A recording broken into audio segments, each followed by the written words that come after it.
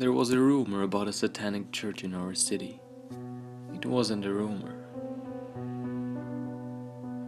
There was a rumor in my hometown that I heard a long time ago. Everyone talked about it, but no one was brave enough to confirm if it was true or not. At least, none that I know of. Apparently, out in the middle of the countryside, there was a Satanic church. Members of the church would go there and perform rituals, or whatever else they do. I tend to disregard rumors like that, since there was no proof to back it up. There were never any stories about it, just more rumors about the rumors, and so on. This rumor, however, was intriguing. I am a curious person, and I enjoy investigating what older folks in my town would consider snooping around. I don't consider it snooping around, though I prefer collecting information. I was 16 when I first heard about it, so I was up to do just about anything, as long as it was entertaining. I thought about the rumor for a while. Where in the countryside? What do the members do there? What if the rumor is true? After asking a few other people about it, I knew I had to go and check it out. I mean, seriously, what could go wrong if it was just a rumor? I asked a few of my other friends if they would like to tag along, and they, of course, said yes, being rebellious teenagers and all. The idea of going on a mini road trip was exciting. Since the drive to the church was supposedly not that far, we didn't think to bring anything that we might have needed. We bring a flashlight and some food though. We didn't think about the possibility that we'd need weapons, like a knife or even pepper spray. Again, we did not take the rumor seriously. The drive was about 15 minutes. The sky was starting to get darker, but it was still light enough to see without a flashlight. When we arrived at the church, I started feeling a bit nervous. I wasn't sure why, since I usually don't believe in stuff like this, but I knew I should trust my gut. I've been taught that since I was a little kid, and this wasn't the time to disregard it. I drove everyone down there in my truck, so I had the keys. If anyone wanted to leave, they would have to ask me to drive them home. I was planning on staying there for a while, just to look around and see if there was any evidence that could prove the rumor is true.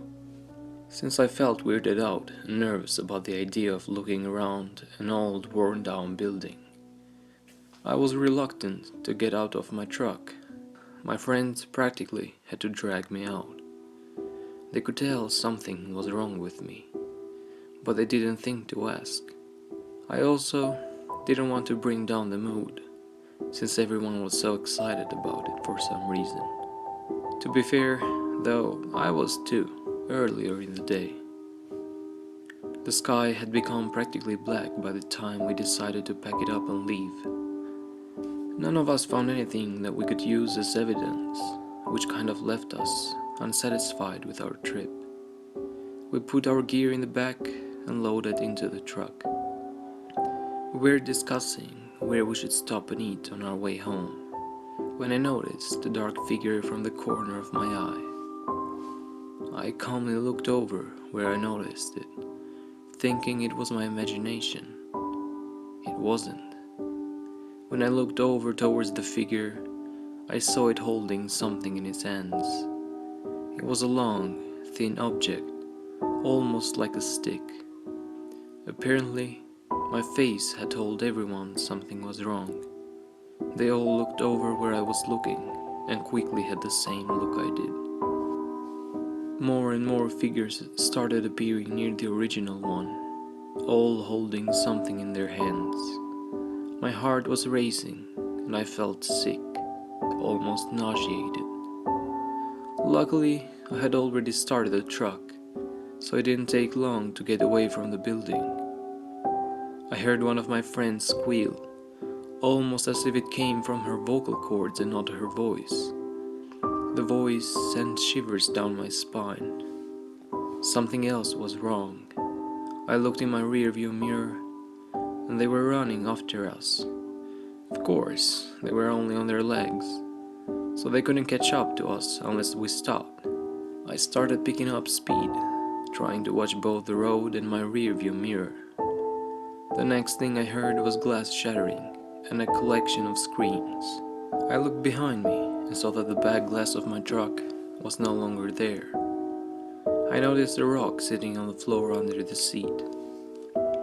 After about 2 more minutes of torture and panic, we lost them.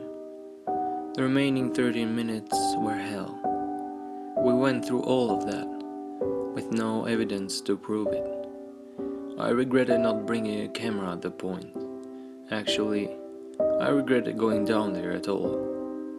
I told as many people as I could about what we saw and experienced, but no one believed us. I kind of knew that they wouldn't beforehand.